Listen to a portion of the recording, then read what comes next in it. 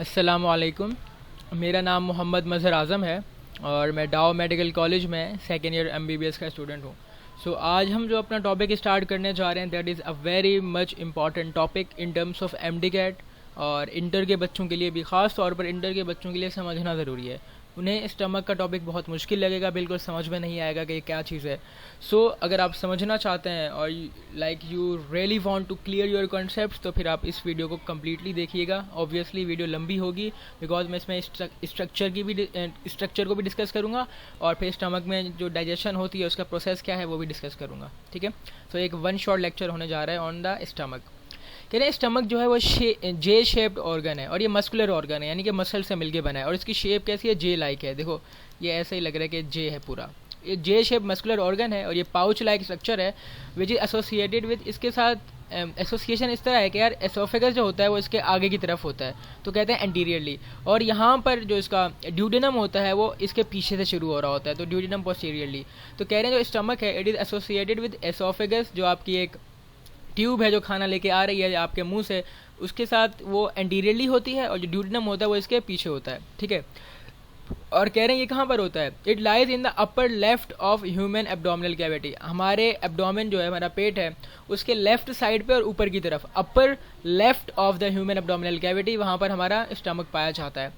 तो top of stomach जो है ना, स्टमक का जो ऊपर वाला हिस्सा है, लाइज अगेंस्ट द डायफ्राम। यार यहाँ पर एक मस्कुलर शीथ होगी जिसको हम डायफ्राम कहते हैं, जो स्टमक का ऊपर वाला पार्ट है इस डायफ्राम के ऊपर चिपका होता है। अगेंस्ट का मतलब होता है अगर ये मस्कुलर शीट है तो इसके ऊपर यहाँ से स्टमक शुरू हो रहा होगा। तो स्टमक जो है आपका लाई अगेंस्ट द डायफ्राम, यानी कि ये मिसाल ऐसी है कि आप एक बेड उठाओ, ये दीवार है और दीवार के साथ आप बेड अपना टकरा के रख दो कि बेड आपका यहाँ पे सीधा खड़ा रहे। तो वही काम यहाँ पर स्टमक के साथ हो रहा है कि स्टमक जो है डायफ्राम के साथ अगेंस्ट वहाँ पे रखा हुआ है, लगा हुआ है। और ये क्या करता है? ये खाने को रिसीव करता है बोलस की फॉर्म में एसोफेगस से, और इसके दोनों एंड जो है ना स्टमक का, एक ये वाला एंड है जहाँ से एसोफेगस ओपन हो रहा है और एक और एंड है जहाँ से ड्यूडेनम यानी कि स्मॉल इंटेस्टाइन शुरू हो रहा होगा। दोनों एरिया पर इसके वॉल्व लगे होते हैं जिनको हम स्फिंक्टर कहते हैं। जो यहाँ जो वो वाला वॉल्व जिसके जरिए एसोफेगस जो है स्टमक में ओपन होती है उसको हम कहते हैं कार्डियक स्फिंक्टर। इसको कार्डियक स्फिंक्टर क्यों कहते हैं? यार देखो, जो हमारा स्टमक है ना, हमने इसको 4 रीजन में डिवाइड किया है। पहला रीजन ये है जहाँ पे एसोफेगस जो है स्टमक के अंदर दाखिल होती है, इस रीजन को हम कार्डियक रीजन कहते हैं। फिर ये जो कर्व वाला रीजन है पूरा ये वाला, इसको हम कहते हैं फंडस। ये क्या कहलाता है? फंडस कहलाता है। फिर फंडस के बाद ये जो पूरा रीजन है ना, इसको आप कहते हो बॉडी ऑफ स्टमक। फिर बॉडी ऑफ स्टमक जो है ना सबसे बड़ा रीजन होता है स्टमक का, और उसके बाद यहाँ पर लास्ट का रीजन है उसको आप कहते हो पाइलोरस। कार्डियक एरिया है, देन फंडस है जो कर्व वाला एरिया है, फिर यहाँ से लेके यहाँ तक जो आपका है वो बॉडी ऑफ स्टमक है, और फिर पाइलोरस है। जो कार्डियक एंड है ना, जहाँ जो कार्डियक वाला एरिया है जहाँ पे एसोफेगस इंटर हो रहा है, उसके ऊपर एक वाल्व लगा होता है जिसको आप कार्डियक इन्फेस्टर कहते हो। ठीक है, और ये आगे की तरफ होता है, एंटीरियरली होता है, बिकॉज जो एसोफेगस है वो एंटीरियरली इसके अंदर ओपन हो रहा है ना आपके कार्डियक एंड ऑफ स्टमक के अंदर। सेम इसी तरह पीछे की तरफ क्या होता है? पाइलोरिक इन्फेस्टर होता है, यानी कि ये वाला एरिया जो है जो जिसके जरिए पाइलोरस जो है वो ओपन हो रहा है आपके ड्यूडेनम के अंदर, इसको हम पाइलोरिक इन्फेस्टर कहते हैं। ये इन्फेस्टर क्या अलाउ करते हैं? ये काम करते हैं ताकि आपका जो अगर कोई चीज़ आपने स्टमक से निकाल के स्मॉल इंटेस्टाइन में ड्यूडेनम के एरिया में भेज दी है तो ऐसा ना हो कि ये वापस उस पाइलोरस वाले एरिया में वापस आ जाए। इस बैक फ्लो को प्रिवेंट करने के लिए ये इन्फेस्टर अपना रोल प्ले करते हैं। स्टमक जो है हमारा डाइजेस्टिव सिस्टम का मेन ऑर्गन है और जहाँ पर मैकेनिकल और केमिकल डाइजेशन दोनों होती हैं, और आपका खाना जो है तकरीबन 4 से 6 घंटे के लिए यहाँ पर स्टमक में रहता है, स्टोर हो जाता है, फिर उसकी डाइजेशन होती है। कह रहे हैं और जब बहुत सारे after several hour of digestion, ठीक है, जो आपका खाना होता है वो आपके स्टमक में चेंज हो जाता है इनटू पेस्ट लाइक, एक पेस्ट की फॉर्म में, और एसिडिक है, एसिडिक चीज़ में, जिसको हम कायम कहते हैं। तो आपके पेट में खाना आया था बॉल की फॉर्म में जिसको बॉलस कहते थे, और ये चेंज हो गया है पेस्ट लाइक सब्सटेंस में जिसको आप एसिडिक कायम कहते हो। ये एसिडिक क्यों है इसका रीज़न मैं अभी बहुत डिटेल में डिस्कस करूँगा। ठीक है, आपने इस वीडियो को कम्प्लीटली देखना है। कह रहे हैं स्टमक जो है हमने उसको 4 रीजन में डिवाइड किया है। कार्डियक वाला एरिया है, फंडस है, कॉर्पस जिसको बॉडी कहते हैं, और पाइलोरस है। एसोफेगस जो होती है वो कार्डियक में ओपन होती है कार्डियक स्फिंक्टर के जरिए, ये मैं बता चुका हूँ। फंडस का जो एरिया है ये अपर कर्व पार्ट है, ठीक है, जो ऊपर और कर्व पार्ट है वो फंडस का एरिया है, और which adapt to varying volume of ingested food by relaxing its muscular wall. और जो अपर एरिया है ना फंडस का, ये रिलैक्स कर जाता है जब आप खाना खाते हो। तो जब खाना आपके पेट में अंदर आता है तो आपका पेट फूलना शुरू हो जाता है ऑब्वियसली। वो क्यों फूलता है? बिकॉज जो फंडस वाला पार्ट है ना वो वेरी करता है अपने वॉल्यूम को यानी कि अपने एरिया को चेंज करता है जब उसके अंदर कोई चीज़ आती है, बाय रिलैक्सिंग इस मस्कुलर वॉल, अपनी मस्कुलर वॉल को रिलैक्स करके। और इसी के अंदर गैस बबल्स भी बन जाती हैं जब आप खाना खा लेते हो। तो लार्जेस्ट पार्ट है स्टमक का वो सेंट्रल है, जिसको आप कॉर्पस कहते हो या बॉडी कहते हो। और यहाँ पर क्या होता है, ये मेन रिजर्वायर है इंजेस्टेड फूड का। जो आपका खाना है वो बेसिकली आके यहाँ पर रुक जाता है, स्टोर हो जाता है। जो लोअर मोस्ट पार्ट है स्टमक का उसको पाइलोरस कहते हैं। जो फिर क्या होता है, जो पाइलोरस है, जो आपका गैस्ट्रिक कंटेंट होता है ना स्टमक का कंटेंट, वो ड्यूडेनम के अंदर चला जाता है with the help of pyloric sphincter. Pyloric sphincter के ज़रिए वो चला जाता है आपके ड्यूडेनम के अंदर। ठीक है, ये बात हमने कर ली। मैं इसकी आपको डायग्राम शो करना चाहूँ तो यार ये देखो, ये जो एरिया है, ये वाला एरिया, इसको आप कार्डिक एरिया कहते हो। और ये आगे की तरफ होता है एंटीरियरली, और इसके अंदर एसोफेगस ओपन कर रहा होता है। और इस स्फिंक्टर को आप कहते हो कार्डियक स्फिंक्टर। फिर आता है आपका फंडस का एरिया, जो कर्व पार्ट होता है, जो रिलैक्स करता है जब खाना इसके अंदर आता है। फिर ये बॉडी का एरिया है। ठीक है, और बॉडी के एरिया की खास बात क्या है कि इसके अंदर खाना स्टोर होता है, और ये सबसे बड़ा एरिया है। और पाइलोरस जो है वो सबसे आखिरी पार्ट है, और सबसे नीचे वाला पार्ट है लोअर मोस्ट पार्ट, जो ओपन हो जाता है ड्यूडेनम के अंदर with the help of pyloric sphincter. अच्छा, मैं एक और बात बताऊं। अब जो स्टमक है ना, जो स्टमक की वॉल बन रही है, एक स्टमक की जो ये वॉल बन रही है, पूरी दीवार है, ये तो अंदर उसका तो ये ल्यूमेन है ना, एक खाना है। उसके खाने के बाद कोई एक दीवार है, एक और दीवार है, एक और दीवार है, एक और दीवार है। ये जो एक पूरी है ना, ये एक ही दीवार है। दरअसल जो एक दीवार है ना, ये 4 अलग चीज़ों से मिलकर बनी है। यानी कि जो स्टमक की वॉल है उसकी 4 लेयर्स होती हैं। जो सबसे अंदर वाली लेयर होती है ना, सबसे अंदर वाली लेयर, उसको आप म्यूकोसा कहते हो। ठीक है, जो सबसे अंदर वाली लेयर है उसको म्यूकोसा कहते हो। ठीक है, और म्यूकोसा के अंदर क्या होता है, म्यूकोसा के अंदर बहुत सारे ग्लैंड्स होते हैं, ट्यूबुलर ग्लैंड्स। हम इसकी बात करेंगे, डिटेल में करेंगे। इस आपकी म्यूकोसा के बाहर एक्सटर्नली, म्यूकोसा सबसे अंदर वाली लेयर क्या है, म्यूकोसा। ठीक है, और म्यूकोसा के बाहर, और ये म्यूकोसा का खास काम ये है कि यार देखो, आपके पेट के अंदर ना HCl मौजूद होता है, HCl। और आपका जो पेट का जो pH होता है वो बहुत एसिडिक होता है, और वो होता है 1.5 से 2.5 के बीच में। तो यहाँ पर एसिड मौजूद होता है। और एसिड क्या कर सकता है, एसिड का काम ये है कि वो एसिड आपकी कोई चीज़ अगर एसिडिक होती है तो आपको जला सकती है, तो आपके पेट को भी जला सकता है ना, अल्सर्स करा सकता है, छाले करा सकता है।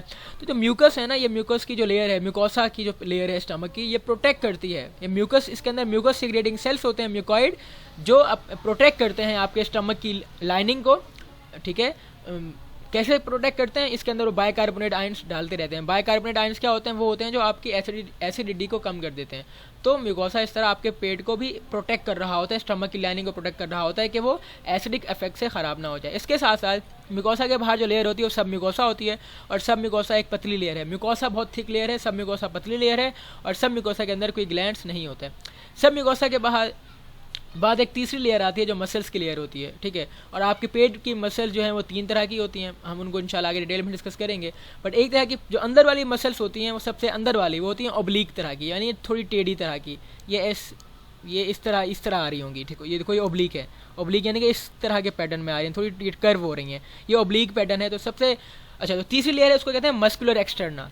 ठीक है, म्यूकोसा, सब म्यूकोसा, और तीसरी क्या है, मस्कुलर एक्सटर्ना। और उसमें 3 मसल्स होती हैं। अंदर वाली मसल जो होती है वो होती है इंटरनल ऑब्लिक, उसके ऊपर वाली होती है वो सर्कुलर मसल्स होती हैं, और उसके ऊपर वाली होती हैं लॉन्गिट्यूडनल मसल्स। ठीक है, लॉन्गिट्यूडनल यानी कि बिल्कुल सीधी मसल्स। ठीक है, तो ये 3 तरह की मसल्स पाई जाती हैं। और मस्कुलर एक्सटर्ना के बाद जो सबसे बाहर वाली लेयर होती है उसको सिरोसा कहते हो, बिकॉज उसके अंदर से सीरस की सिक्रेशन रिलीज होती रहती है। तो सबसे आउटर मोस्ट लेयर कौन सी है, सिरोसा की लेयर है। ठीक है, तो ये हमने स्टमक की डिफरेंट एनाटमी यानी कि उसके हमने स्ट्रक्चर्स को डिस्कस किया है। चलिए हम इसको रीड करते हैं, और इंशाल्लाह आपको रीड करने में मसला नहीं होगा। ये जो स्टमक की जो वॉल है ना, उसमें 4 लेयर्स होती हैं। ठीक है, जैसे पूरी GI ट्रैक में भी 4 लेयर होती हैं। जो इनर मोस्ट लेयर होती है ना GI ट्रैक की और स्टमक की, वो म्यूकोसा है, और ये थिकर होती है, और इसके अंदर ट्यूबुलर ग्लैंड्स होते हैं, ट्यूब लाइक ग्लैंड्स होते हैं। म्यूकोसा के अंडर यानी कि म्यूकोसा की बाहर की तरफ एक सब म्यूकोसा होती है। ठीक है, म्यूकोसा के अंडर यानी म्यूकोसा की बाहर की तरफ एक सब म्यूकोसा होती है, जिसके अंदर ब्लड वेसल्स मौजूद होती हैं। ठीक है, और नर्व। तो सब म्यूकोसा एक पतली लेयर है जिसके अंदर ब्लड वेसल्स हैं, खून की नालियाँ हैं, और नर्व्स हैं, और इसके अंदर कोई ग्लैंड्स नहीं है। ठीक है, फिर सब म्यूकोसा के बाहर है मस्कुलर एक्सटर्ना। मस्कुलर एक्सटर्ना की लेयर है जिसमें ये थिक होती है, और इसमें भी 3 तरह की मसल्स पाई जाती हैं जो स्मूथ मसल्स होती हैं। वो कौन कौन सी हैं, और ये ऐसा नहीं कि हमेशा ही विजिबल हो, कहीं कहीं पर हमें विजिबल होती हैं। ये 3 मसल्स हैं। जो इनर मोस्ट है वो ऑब्लिक है, जो मिडल वाली है वो सर्कुलर है, आउटर मोस्ट जो है वो लॉन्गिट्यूडनल है यानी कि लंबी है। जो ग्लैंड होते हैं विच आर एब्सेंट इन सब म्यूकोसा, सब म्यूकोसा में ग्लैंड नहीं होते। MCQs के पॉइंट हैं सारे, ये जितनी भी मैंने एनाटमी बताई है सारे MCQs के पॉइंट हैं। जो 4th और आउटर मोस्ट लेयर है वो पतली लेयर है जिसको सिरोसा कहते हैं, और इसके अंदर से एक लुब्रिकेटिंग फ्लूइड निकलता है। ऐसा फ्लूइड निकलता है जो लुब्रिकेशन प्रोवाइड करता है, इसको गीला करके रखता है। और ये लुब्रिकेशन से क्या होता है, किसी भी चीज़ को आप लुब्रिकेट करोगे तो उसमें फ्रिक्शन जो है वो कम हो जाएगी, ठीक है। तो ये इसकी बात की। अगर मैं आपको ये इसकी डायग्रामेटिकली दिखाना चाहूँ तो देखो ये स्टमक की लेयर है पूरी। स्टमक की जो ये वाली लेयर है इसको म्यूकोसा कहते हो, ये पूरी म्यूकोसा की लेयर शो कर रहा है ये, ठीक है। म्यूकोसा के बाहर की तरफ ये फिर सब म्यूकोसा की लेयर है, यहाँ पर ये सब म्यूकोसा है, ठीक है। सब म्यूकोसा के अंदर आपका क्या क्या स्ट्रक्चर पाया जाता है कि आप लाइक सब म्यूकोसा के अंदर you have got blood vessels and nerve, तो यहाँ पर रेड से ब्लड वेसल नज़र आ रही हैं, फिर यहाँ पे नर्व भी होंगी, ठीक है।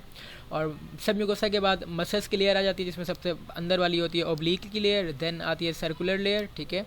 ये सर्कुलर लेयर शो कर रही है इस तरह की मसल्स, और फिर लॉन्गिट्यूडनल लेयर ये है। लॉन्गिट्यूडनल के बाहर सबसे बाहर सिरोसा होती है जो लुब्रिकेटिंग फ्लूइड रिलीज़ करती है, और ये है आपकी म्यूकोसा की लेयर। देखो म्यूकोसा की लेयर को मैं थोड़ा और डिस्कस करूँ, जो हम आगे भी डिस्कस करेंगे। म्यूकोसा की लेयर के अंदर देखो ये ट्यूब लाइक ग्लैंड्स हैं, ये ट्यूब की तरह ना, ये देखो एक ट्यूब बन रही है, ये ट्यूब लाइक ग्लैंड्स हैं जिनको हम गैस्ट्रिक ग्लैंड्स कहते हैं। और गैस्ट्रिक ग्लैंड्स यहाँ पे स्टमक के अंदर 2 तरह के होते हैं, ठीक है। वैसे 3 तरह के होंगे, एक म्यूकस सिक्रेटिंग होंगे जो उनको आप कहोगे म्यूकॉइड सेल्स, फिर उसके साथ साथ यहाँ पर पैराइटल ग्लैंड्स होंगे, पैराइटल सेल्स होंगे, ठीक है। पैराइटल सेल्स होंगे और पैराइटल सेल्स के साथ साथ ये गैस्ट्रिक ग्लैंड्स की टाइप है, म्यूकॉइड सेल्स हैं, पैराइटल हैं।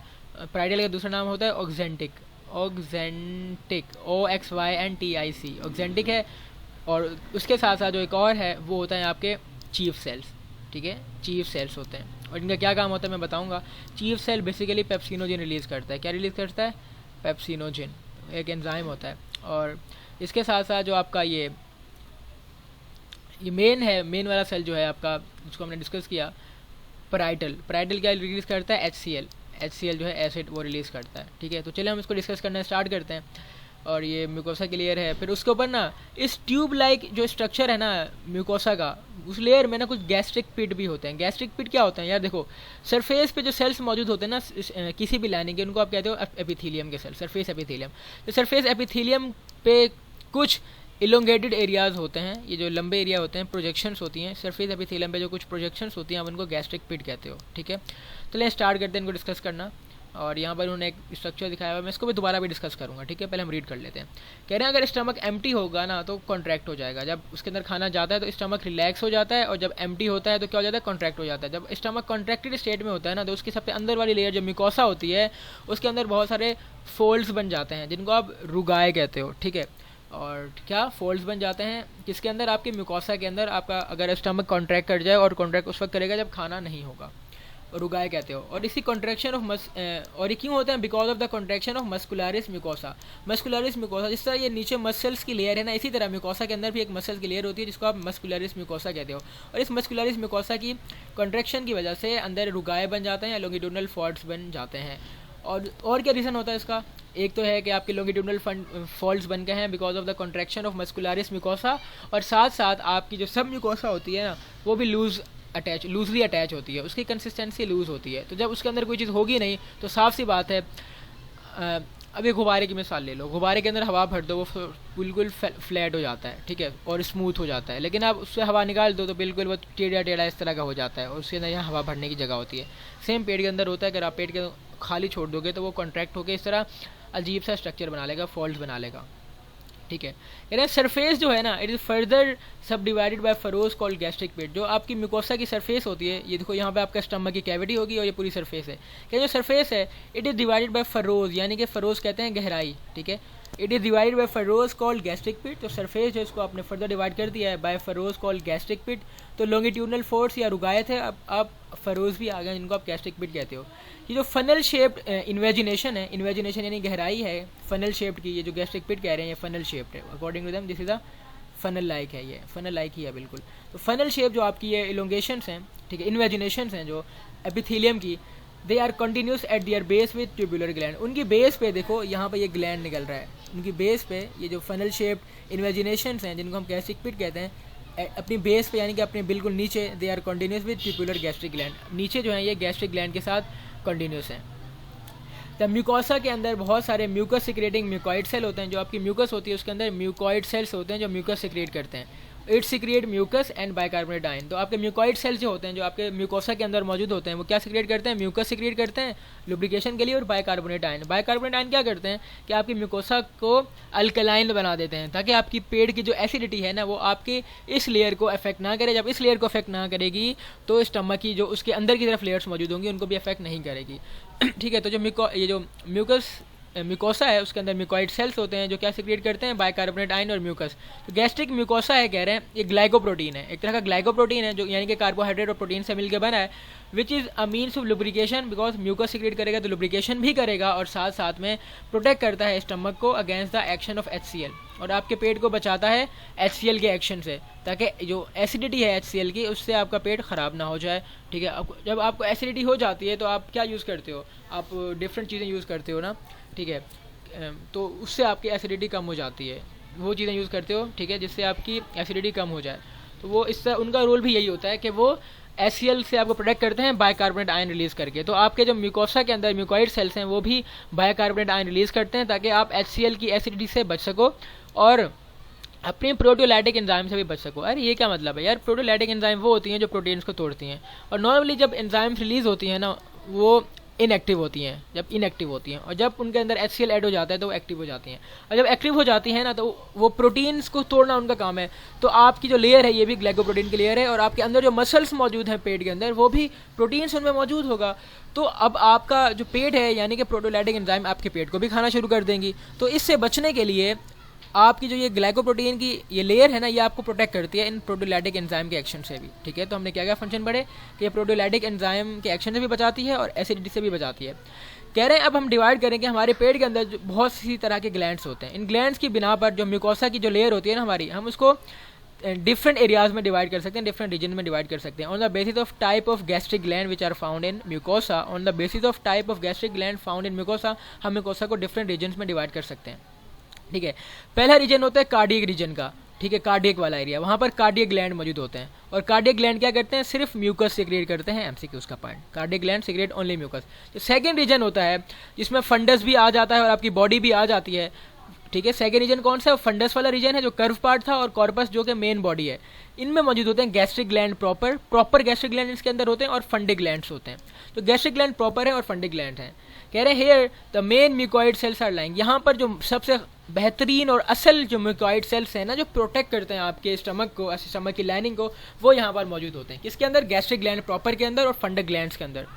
बिसाइड द म्यूकोइड सेल, कह रहे हैं म्यूकोइड सेल्स के अलावा देयर आर पैराइटल सेल्स और ऑक्जेंटिक सेल, यानी कि म्यूकोइड सेल्स तो हैं जो म्यूकस सिक्रिएट करेंगे। आपकी इस गैस्ट्रिक ग्लैंड के अंदर और फंडिक ग्लैंड्स के अंदर आपके पैराइटल सेल्स भी होते हैं और ऑक्जेंटिक सेल्स भी होते हैं, और वो क्या सिक्रिएट करते हैं, वो HCl सिक्रिएट करते हैं। या MCQ का पॉइंट है कि आपके जो पैराइटल सेल्स हैं और आपके जो ऑक्जेंटिक सेल्स हैं वो HCl सिक्रिएट करते हैं, जिसका pH 1.5 से लेके 2.5 के बीच में होता है, और इसके साथ साथ वो एक इंट्रिंसिक फैक्टर को भी रिलीज करते हैं। तो हमने जो फंक्शन पढ़ा यहाँ पर वो क्या फंक्शन पढ़ा कि जो आपके गैस्ट्रिक ग्लैंड के अंदर पैराइटल सेल्स मौजूद हैं और ऑक्जेंटिक सेल्स मौजूद हैं वो HCl सिक्रिएट कर रहे हैं। कौन, पैराइटल सेल HCl भी सिक्रिएट कर रहे हैं जिसका pH 1.5 से 2.5 के दरमियान होता है, और इसी HCl की वजह से आपके पेट का जो वो एसिडिटी होती है वो एसिडिटी ही हो जाती है, यानी कि आपका pH जो होता है पेट का लो हो जाता है 1.5 से 2.5 तक। और पैराइटल सेल एक इंट्रिंसिक फैक्टर भी रिलीज करते हैं। तो पैराइटल सेल दो फंक्शन है, HCl सिक्रिएट करना और इंट्रिंसिक फैक्टर रिलीज करना। ये पैराइटल सेल और जो ऑक्जेंटिक सेल्स हैं ये किसके टाइप हैं, ये किस में पाए ये एक ही तरह की टाइप है खैर, और ये आपके गैस्ट्रिक ग्लैंड्स हैं उनके अंदर मौजूद हैं ये सेल्स, पैराइटल सेल्स और ऑक्जेंटिक सेल्स। ठीक है, और रिलीज क्या कर रहे हैं, HCl और इंट्रिंसिक फैक्टर। चलें आगे बढ़ते हैं। कह रहे हैं जो इंट्रिंसिक फैक्टर है ये बहुत इंपॉर्टेंट होता है, बिकॉज ये विटामिन B12 को एब्जॉर्ब करता है आपके इंटेस्टाइन में। विटामिन B12 की एब्जॉर्प्शन के लिए इंट्रिंसिक फैक्टर जरूरी है, ये MCQ का पॉइंट है, ये MBBS लेवल पे बात पढ़ाई जाती है, बट आपकी बुक के अंदर आ गई है तो बहुत अच्छी बात है। ये इंट्रिंसिक फैक्टर जो है वो विटामिन B12 की एब्जॉर्प्शन के लिए ज़रूरी है। इसके साथ साथ ये क्या करता है, ये रेड ब्लड सेल्स की भी मैचुरेशन के लिए ज़रूरी है। इंट्रिंसिक फैक्टर जो है आपका विटामिन B12 को भी अब्जॉर्ब कराता है, रेड ब्लड सेल्स को मैच्योर भी करवाता है। ठीक है, और उसके साथ साथ ये जो आपके सेंट्रल नर्वस सिस्टम जो है ना, ब्रेन और पेरिफेरल नर्वस सिस्टम जिसमें बहुत सारी नर्व्स आ जाती हैं, उनके लिए भी ये ज़रूरी है। इसके अलावा जो आपके गैस्ट्रिक ग्लैंड जो होते हैं ना उनमें चीफ सेल्स भी मौजूद होते हैं। आपके इसी गैस्ट्रिक ग्लैंड के अंदर जो गैस्ट्रिक ग्लैंड प्रॉपर है और फंडिक ग्लैंड्स हैं उनमें पैराइटल सेल्स और ऑक्जेंटिक सेल्स तो हैं ही हैं, साथ में चीफ सेल्स या फिर जिनको आप ज़ाइमोजिन्स जिनको आप चीफ सेल्स कहते हो या फिर ज़ाइमोजिन सेल्स कहते हो, वो भी यहाँ पर मौजूद होते हैं जो क्या सिक्रीट करते हैं, पेप्सिनोजिन सिक्रीट करते हैं। तो चीफ सेल या ज़ाइमोजिन सेल्स पेप्सिनोजिन सिक्रीट करते हैं, वो क्या है, एक प्रिकर्सर है प्रोटोलाइटिक एंजाइम का जिसको पेप्सिन कहते हैं। तो चीफ सेल जो है, तो फिर जो आपके चीफ सेल हैं जिनको आप ज़ाइमोजिन सेल्स भी कहते हो, ये पेप्सिनोजिन सिक्रीट करते हैं, ठीक है। एक एंजाइम होता है जो इनएक्टिव होता है पेप्सिनोजिन की फॉर्म में, फिर ये बाद में एक्टिव हो जाता है और क्या बन जाता है, पेप्सिन बन जाता है। और पेप्सिन का काम क्या होता है, प्रोटीन्स को तोड़ना। कह रहे हैं जो स्टमक का सबसे नीचे वाला रीजन होता है जिसको डिस्टल रीजन कहते हैं, उसको हम पाइलोरस कहते हैं, उसमें कौन से ग्लैंड्स हैं, पाइलोरिक ग्लैंड्स हैं। तो हमने अभी तक कार्डियक ग्लैंड्स पढ़े, फिर हमने फंडिक ग्लैंड्स में 2 सेल्स का जिक्र किया, पैराइटल वाले और ज़ाइमोजिन वाले। पैराइटल वाले HCl और इंट्रिंसिक फैक्टर रिलीज कर रहे थे, चीफ सेल जो है वो पेप्सिनोजिन रिलीज कर रहे हैं। फिर आपके आते हैं पैलोरिक ग्लैंड्स। जो पैलोरिक ग्लैंड्स होते हैं वो म्यूकस सिक्रीट करते हैं, और म्यूकस सिक्रीट करने के साथ साथ वो गैस्ट्रिन को भी सिक्रीट करते हैं। गैस्ट्रिन क्या है, मैं इसका फंक्शन अभी बताता हूँ। तो पैलोरिक ग्लैंड जो है पाइलोरस के एरिया में पाए जाते हैं, वो म्यूकस सिक्रीट करते हैं और गैस्ट्रिन हार्मोन है उसको रिलीज करते हैं। जो गैस्ट्रिन जो होती है ये रिलीज होती है in response of 2 basic stimuli. जो गैस्ट्रिन आप सिक्रीट करते हैं, कौन, आपके पैलोरिक ग्लैंड, ये 2 चीज़ों की वजह से सिक्रीट करते हैं। 2 फैक्टर्स कौन से हैं, और दोनों बेसिक हैं। यानी कि आपकी जब एसिडिटी बढ़ना, बल्कि जब आपकी एसिडिटी कम होना शुरू हो जाती है, यानी कि आपकी पीएच बढ़ना शुरू हो जाती है, पीएच रेज हो रही है। पीएच रेज होने का मतलब है कि आपके अंदर एसिडिटी कम हो रही है और अल्कलाइन या बेसिसिटी बढ़ रही है। तो जब आपके अंदर ये बेसिक मीडियम बढ़ना शुरू हो जाता है तो उस वक्त आपका गैस्ट्रिन रिलीज होता है। और ये कब होता है, जब आपका स्टमक डिस्टेंड करता है। स्टमक की जब डिस्टेंशन होती है तब गैस्ट्रिन रिलीज हो जाता है। स्टमक के अंदर खाना आता है, गैस्ट्रिन रिलीज हो जाएगा, बिकॉज स्टमक के अंदर जब खाना आएगा स्टमक डिस्टेंड कर जाएगा। उसके साथ साथ जब आपकी पीएच जो है रेज हो जाती है ना प्रोटीन्स की वजह से, ठीक है, जिसमें आपकी एसिडिक एनवायरनमेंट कम हो रही होती है, तब भी ये रिलीज होता है। तो गैस्ट्रिन कब रिलीज होता है, जब आपकी पीएच कम होना, पीएच जो है बढ़ना शुरू हो जाए, यानी कि आपका एसिडिक एनवायरनमेंट कम होना शुरू हो जाए, पीएच बढ़ना शुरू हो जाए और आपके पेट के अंदर डिस्टेंशन हो जाए। तो उस वक्त आप क्या करते हो कि आपकी बॉडी जो है, इस पाइलोरस ग्लैंड जो होते हैं वो गैस्ट्रिन को रिलीज कर देते हैं, ठीक है। और इसके साथ साथ कह रहे हैं गैस्ट्रिक हार्मोन तो है ही है, इसके साथ साथ आपके पेट के अंदर कुछ एंडोक्राइन सेल्स भी हैं। एंडोक्राइन सेल्स वो होते हैं जो डिफरेंट हार्मोन्स रिलीज करते हैं, ठीक है। वो आपके पूरे स्टमक में फैले होते हैं, और उन एंडोक्राइन सेल्स में जो उनकी इंपॉर्टेंट सिक्रीशन है जो आपके पेट के अंदर भी मौजूद होती है, वो होती है सीरोटोनिन। सीरोटोनिन एंडोक्राइन सेल से रिलीज होता है और उसका काम क्या होता है, ये इनहिबिट कर देता है गैस्ट्रिक एसिड की सिक्रीशन। कि आपके पेट के अंदर अगर बहुत ज़्यादा एसिडिटी हो गई है ना, पीएच बहुत ज़्यादा कम हो गई है, आपके पेट के अंदर जो आपकी एसिडिटी है वो बहुत ज़्यादा बढ़ना शुरू हो गई है, यानी कि आपकी एसिड ज़्यादा हो गए हैं, तो आप सीरोटोनिन रिलीज कर देते हो। और जो सीरोटोनिन होता है वो क्या करता है, गैस्ट्रिक एसिड की सिक्रीशन को इनहिबिट कर देता है। तो इस तरह गैस्ट्रिक एसिड रिलीज हो रहे थे वो होना बंद हो जाएंगे, और अगर आपकी एसिडिटी बहुत ज़्यादा बढ़ रही थी तो वो अब कंट्रोल में आ जाएगी। अब हम डिस्कस करते हैं कि वो कौन से फिजियोलॉजिकल प्रोसेसेस हैं जिनके ज़रिए मैकेनिकल और केमिकल डाइजेशन जो है आपके स्टमक के अंदर हो रही होती है। कहते हैं जैसे ही खाना आपके पेट में दाखिल होता है ना, तो मैकेनिकल और केमिकल डाइजेशन जो होती हैं दोनों एक ही वक्त में शुरू होते हैं। जैसे ही खाना आपके पेट के अंदर पहुंच गया, मैकेनिकल डाइजेशन भी स्टार्ट हो जाएगी और केमिकल डाइजेशन भी स्टार्ट हो जाएगी। अच्छा, नॉर्मली आपने देखा होगा जब आपके सामने कोई आपका फेवरेट फूड रख दिया जाए, आपके मुंह में पानी आना स्टार्ट हो जाता है, चाहे वो गोलगप्पे हों या कोई और भी चीज़ हो।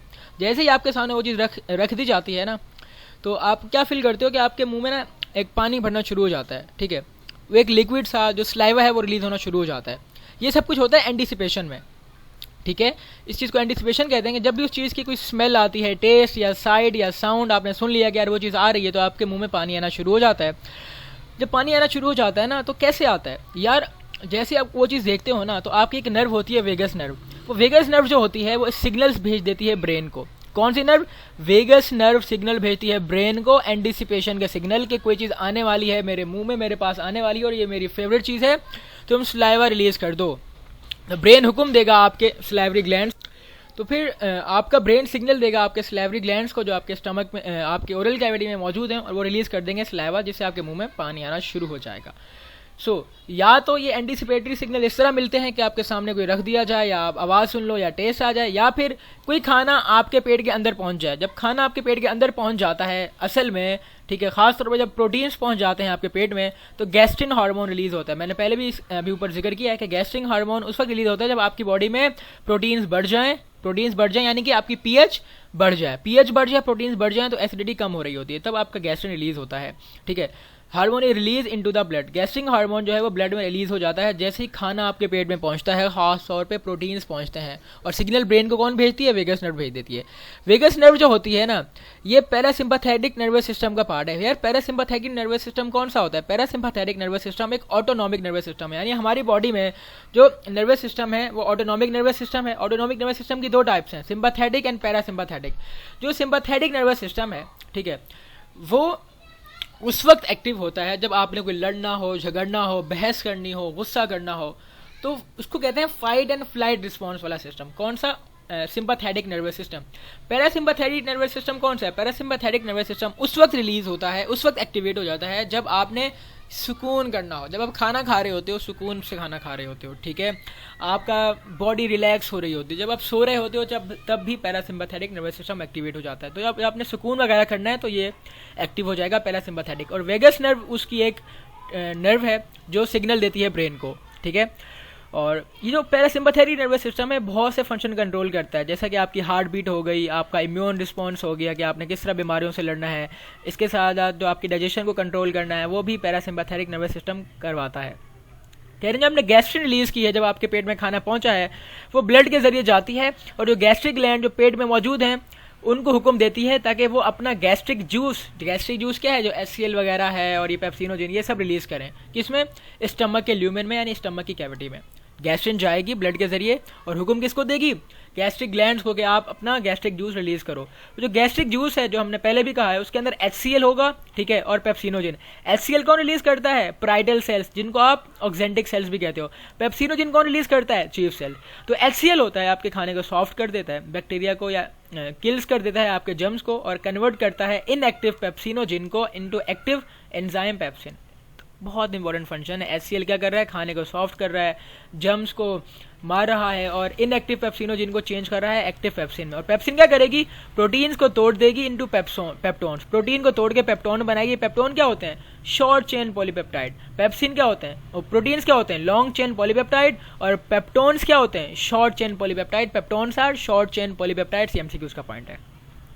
कह रहे हैं जो आपका स्टमक होता है, ठीक है, ये अब HCl जो है ये काम तो करवा रहा है। HCl जो होता है एसिड है, वो आपके स्टमक के लिए नुकसानदेह है। तो आप इस HCl से बचने के लिए आपके पेट में थिक कोटिंग होती है म्यूकोसा की, म्यूकस की, यानी आपकी एक म्यूकस लाइनिंग होती है ना, म्यूकोसा जो अंदर वाली लेयर होती है, उस पर एक थिक म्यूकस की लाइनिंग बनी होती है, थिक म्यूकस की कोटिंग होती है। और जो म्यूकोसा की लेयर होती है ना, उसकी pH 7 होती है, और आपके पेट की कितनी होती है? 1.5 से लेके 2.5 तक। पेट की 1.5 से 2.5 तक है, लेकिन आपके म्यूकोसा की 7 है। ऐसा क्यों है? अरे म्यूकोसा भी पेट के अंदर मौजूद है। वो इसलिए है कि आपके ये जो ग्लैंड्स है ना, म्यूकस की जो लेयर है, इसके अंदर ट्यूबुलर ग्लैंड्स होते हैं जो बाइकार्बोनेट आयन को रिलीज कर रहे होते हैं। बाइकार्बोनेट आयन क्या करता है? पीएच को कम कर देता है, ठीक है, पीएच को बढ़ा देता है, थोड़ी पीएच को बढ़ा देता है, यानी कि उसकी एसिडिटी कम कर देता है toward the lumen of stomach. और जो पीएच जो होती है आपकी स्टमक वाली, वो 1.5 से 2.5 तक ही रहती है। देयरफॉर जो फैक्टर्स जो अफेक्ट करते हैं गैस्ट्रिक जूस की सिक्रीशन को, वो न्यूरॉन वाले होते हैं, यानी वेगस नर्व जाती है। मैकेनिकल होते हैं, यानी कि आपका खाना जो है पेट में आएगा तब गैस्ट्रिक जूस सिक्रीट होंगे, या फिर हार्मोनल, यानी क्योंकि हार्मोन जैसे गैस्ट्रिन हार्मोन है वो रिलीज होता है, ठीक है, गैस्ट्रिन हार्मोन है। कह रहे हैं जो बच्चे होते हैं, जो इन्फेंट्स होते हैं, उनके अंदर एक और एंजाइम होता है, रेनिन या काइमोसाइनिन, ठीक है, रेनिन का हो या काइमोसिन का हो। रेनिन या काइमोसिन एंजाइम जो होता है बच्चों के अंदर होता है, बड़ों के अंदर नहीं होता। और ये क्या करता है? जो आपका मिल्क प्रोटीन होता है ना, कैसिनोजिन एक आपका सॉल्युबल मिल्क प्रोटीन है। तो आपका जो रेनिन या काइमोसिन, जिसका एक ही नाम है, यानी दोनों ही सेम चीज़ें हैं, ये क्या करती हैं? सॉल्युबल मिल्क प्रोटीन यानी कैसिनोजिन को चेंज कर देती हैं इनसॉल्युबल प्रोटीन में, वो प्रोटीन जो सॉल्युबल ना हो कैसिन में। और फिर जो कैसिन होता है इसके ऊपर आपका जो पेप्सिन हार्मोन है, वो पेप्सिन जो एंजाइम है वो कैसिन के ऊपर एक्ट करता है और उसको चेंज कर देता है, तोड़ता है, यानी कैसिन प्रोटीन है तो प्रोटीन को कौन तोड़ेगा? पेप्सिन तोड़ेगा, ठीक है। तो रेनिन और काइमोसिन जो है वो इन्फेंट्स के अंदर होता है, और उसके ऊपर कौन काम करता है? जो रेनिन और काइमोसिन वो काम करते हैं सॉल्युबल मिल्क प्रोटीन के ऊपर, कैसिनोजिन के ऊपर, उसको चेंज कर देते हैं इनसॉल्युबल प्रोटीन यानी कैसिन में। MCQs का पॉइंट है कि इनसॉल्युबल कौन सा है? कैसिन। सॉल्युबल कौन सा है? कैसिनोजिन। और इनकी डाइजेशन कौन करता है? पेप्सिन करता है, ठीक है। हम तकरीबन एंड की तरफ जा रहे हैं। जो मैकेनिकल डाइजेशन होती है पेट में, यार मैकेनिकली कैसे होती है? यार इस आपके मुंह में तो हो रही है कि वहाँ पे टीथ मौजूद हैं और मैकेनिकल डाइजेशन करा रहे हैं, आपके पेट में कैसे होती है? यार आपके पेट में स्मूथ मसल्स होती हैं 3, हमने इसका जिक्र किया था। वो इनर मोस्ट जो ओब्लिक होती है, मिडल वन सर्कुलर होती है, और बाहर वाली लॉन्गिट्यूडनल होती हैं। ये मसल जो है कॉन्ट्रैक्ट करती हैं और इनमें पेरिस्टाल्टिक मूवमेंट भी होती है, और इस कॉन्ट्रैक्शन की वजह से और पेरिस्टाल्टिक मूवमेंट की वजह से पेट के अंदर चर्निंग ऑफ फूड होती है, यानी कि खाना जो है एक चर्न होता है। चर्न होने का मतलब है जिस तरह एक मशीन नहीं होती आपकी वॉशिंग मशीन, उसमें कपड़े गोल गोल घूम रहे होते हैं, तो पेट में भी खाना घूम रहा होता है इस तरह, कभी एक तरफ कभी उस तरफ, यानी कि खाना उल्टा पुल्टा किया जा रहा है, उसकी पोजीशन चेंज कर रहे हैं, ठीक है। ताकि पूरी तरह से उस खाने के अंदर आप एंजाइम्स डाल दो, डिफरेंट HCl डाल दो, ताकि वो खाना टूट जाए प्रॉपर तरीके से। तो आपके पेट में चर्निंग होती है फूड ऑफ स्टमक, किस वजह से होती है? It is because of the contraction and relaxation of our smooth circular oblique and longitudinal muscles, ठीक है। और मिक्सिंग अप गैस्ट्रिक जूस, जो गैस्ट्रिक जूस को मिक्स करते हैं और फिर ट्रांसपोर्ट कर देते हैं फूड को स्टमक से ड्यूडेनम में। ये मसल्स की पेरिस्टाल्टिक मूवमेंट ही होती है जो पेट में भी होती है और खाने को कहाँ भेज देती है? ड्यूडेनम में।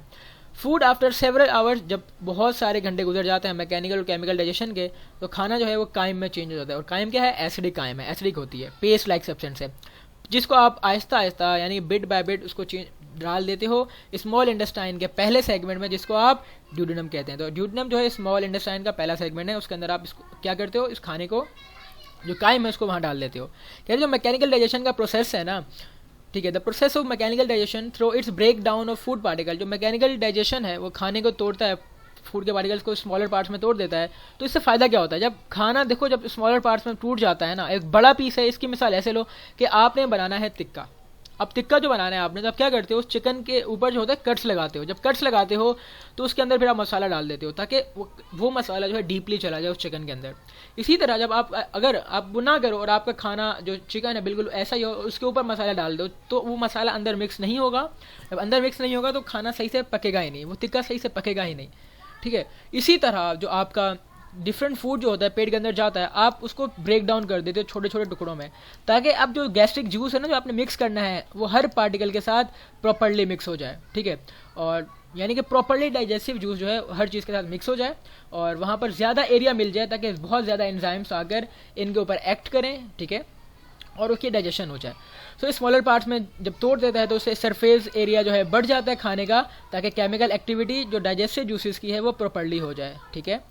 अच्छा, खाना जो स्टमक है ना सिर्फ डाइजेशन करता है, बल्कि इसका माइनर रोल है किसमें? एब्जॉर्प्शन में। मेजर रोल किसमें है? खाने की डाइजेशन में। और माइनर रोल किसमें है? जो माइनर रोल है इसका वो कुछ एब्जॉर्प्शन में भी है, यानी कि कुछ चीज़ें एब्जॉर्ब करता है, जैसे वाटर को थोड़ा सा एब्जॉर्ब कर लेगा, ग्लूकोज को एब्जॉर्ब करेगा, सिंपल शुगर को, अमाइनो एसिड्स को और फैट सॉल्युबल सब्सटेंसेस को भी आपका स्टमक एब्जॉर्ब कर लेता है।